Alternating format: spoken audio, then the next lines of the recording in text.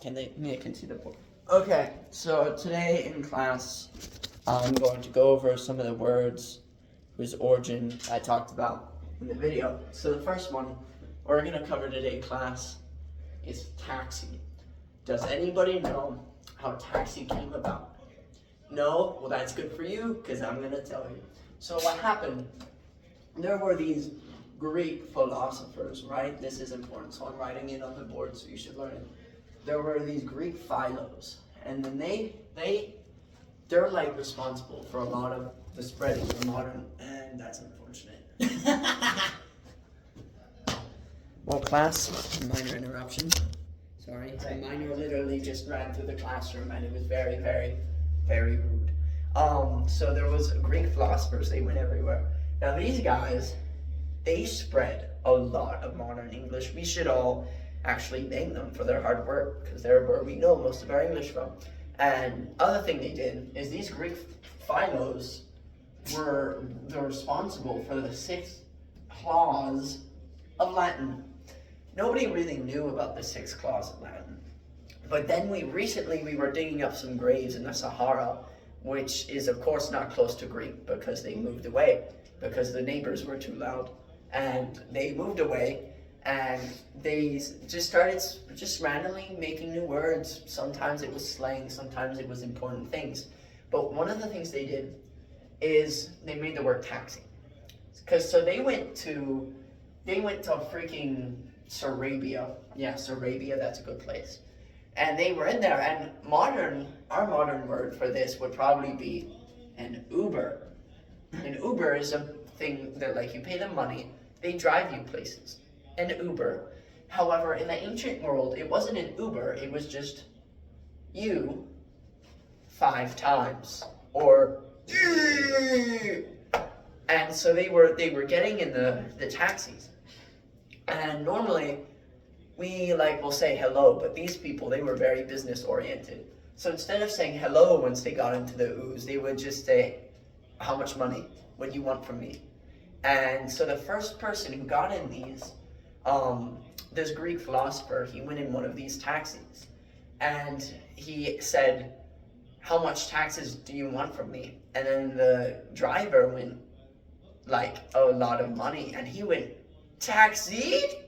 And that's actually how we get the word taxi right there, because he was talking about the taxes in the taxi, and E as in me. So tax me or taxi. See, now the cool thing is really, he actually said taxi. He actually said tax me in a questioning tone. He's like, tax me?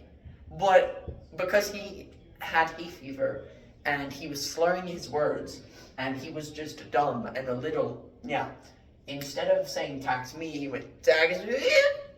And that's how we get the word taxi. You're welcome. On to the other word. Now remember this. You got it? Good, I'm erasing it.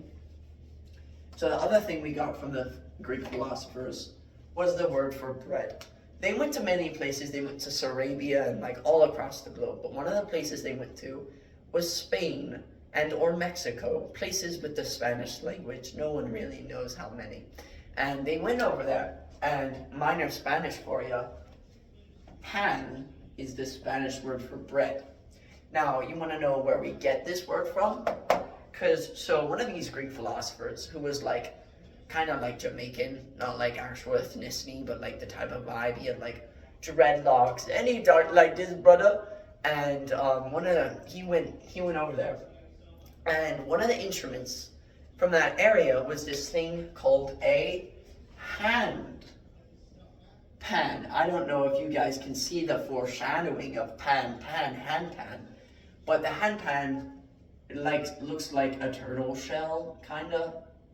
The edges aren't really defined, they're just there, so it's like, hand pan, like a turtle shell, like what I drew. And so, how you make bread, you kind of beat it around, you kind of hit it. And so this Greek philosopher, who was kind of Jamaican, he recently went over there, he saw the hand pans. And so then he went to Spain. when in Spain they call bread pan. And he went over and they were like beating on the bread like this, like how you beat a hand pan, trying to like make the bread. And he went over and he went, hand pan? And then they went, pan. He went, hand pan. They went, pan. Hand pan. And then he did mind games. And he confused them so much so that he made the new word for all of Spanish, because at the time they didn't call it pan yet. At the time they called it brud,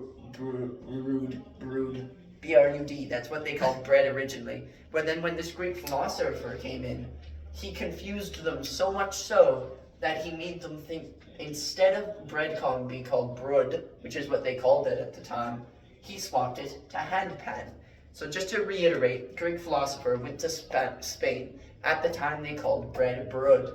Then he went over, watched them making the bread and went hand pan. And then they said, no, it was pan. And then they did this back and forth until he made them think it was called pan. Done. So another word we're going to go over, this one is one of my favorite words in this sixth clause. All of this is very specific to the sixth clause. Actual Latin in the 5th clause would be different. We're going to look at farmer. So I ask you, what do you think when you think of farmer? Do you think of redneck hillbilly? That could be true. However, back in their times, this is what the farmer would look like. He was really freaking smart, and he would have like this weird buzz cut. And you're gonna think that's a Pinocchio. That's not a Pinocchio nose, that's a piece of like plant in their mouth. And this is what we think of when we think of farmer. However, in actuality, Greek farmer's head was like 100% of their body, because these dudes were so freaking smart. They were nerds, they were geeks. And so, how it came about, how the word farmer came about, is at the time, they called these dudes, they called them agricola, or agricolae. And when the Greek philosophers, they called them they also called them agricola. But then time down the road, nobody really knows. Instead of calling them agricola, they were sitting there, and then a farmer walked by these Greek philosophers. And because they were immature, they went, a geek colum. And so that's actually, not only is that where we get the word farmer, that's also where we get the word a geek. That was the first time it was used contextually. Now, when you look at the word a geek colon, you're probably going to be saying to yourself right now, well, that makes sense for the a geek, but what about the colon? Don't ask about that part, nobody has an answer. Moving on, the next word that we have an answer to is what we call dog. So, very simple word. Everybody knows what a dog is. Now, people in Rome and Greek in their area, they called the dogs canis. C-A-N-I-S. However, Greek philosophers didn't like that word because it sounded dumb.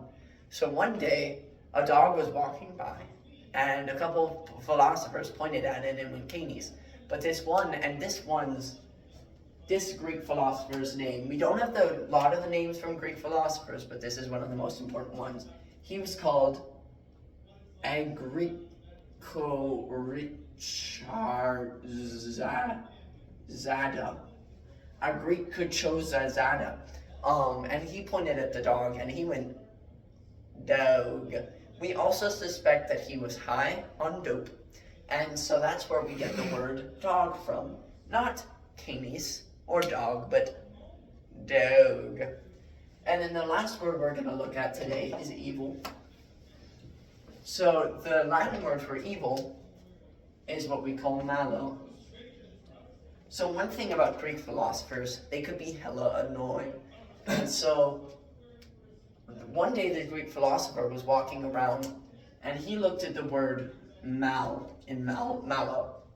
and he realized that it also connected to the English word malnourished. Are you saying English was a thing back then? This one specific word was, and he pointed at malnourished, and he had this mental mind game of, well, mallow connects to malnourished, which connects to nourished, which connects to the sure and nourished, which connects to sha. Because you see, Greek philosophers were so annoying that they made an own word for shutting each other up. They would point at each other and go, sha. And so that's where we get bad from, because they were so bad in public scenarios that everybody would point at them and go, sha. This is a further in-depth look of all of Latin 6. I'm going to draw the Greek farmer again. You're going to tell me I'm a good artist. And boop, that's it.